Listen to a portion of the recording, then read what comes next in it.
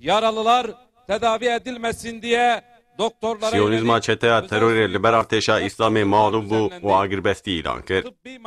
Ji teref navenda huda parê ve hatibû eşkere kirin ku wê beyanata medyayî bêdayîn. Piştî nîmêja înê bi îmamêtiya serokê platforma Karwana Şehîdan Ömer Çelîk ji bo birayên Mislimanên Filîstînê nîmêja xiyabiya cenazeyê hat edakirin. Piştî galibiyeta hêzên berxwedanê navenda huda parêya Diyarbekirê li Parka Şehîdê 15 Tirmehê beyanata medyayî lidarxist.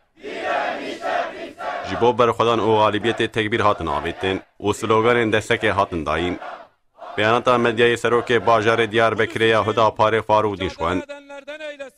Dînşwiha got, Siyonîst ji dehê gulanê vir ve nabêjin camî, xestexane, avahî û cihên sivîl bi temamî bombebaran dikin. Hildiweşînin û êrişê xwe berdewam dikin. Siyonîzma çeteya terorê negotin zarok, pîrek, îhtiyar û ciwan gelek kesan qetil kirin.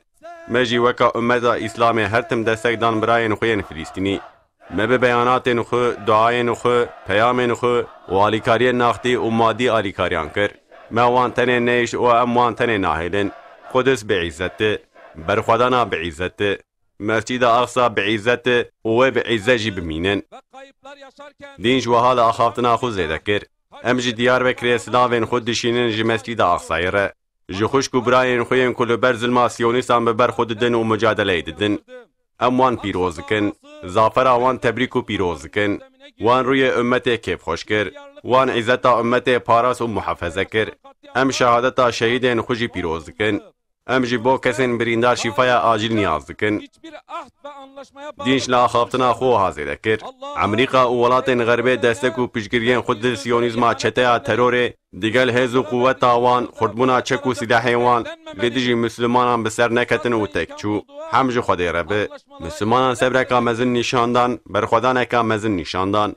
Siyonîzma çeteya terorê di dawiyê de mecbûr mak û têkçû navxwe qebûl bike û wek yek alî agiribestiyê îlan bike. Dîn ji di dawiya axaftina xwe de wiha got, ji vê derê em dîsa bangê li dunyayê dikin. Şûrê Qusê û Îslamê tûjî û bihêze. Kî dibe bila bibe wexta li dijî Îslamê herbê vebike û îhanetê bi dawa Filîstînê re bike bila bizanibe ku Qudüs û ummet ne bêxwedî ye. Doyê varî zaferek hat bi destxistin.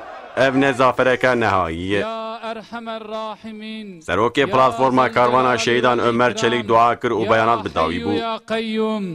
La ilahe illa ente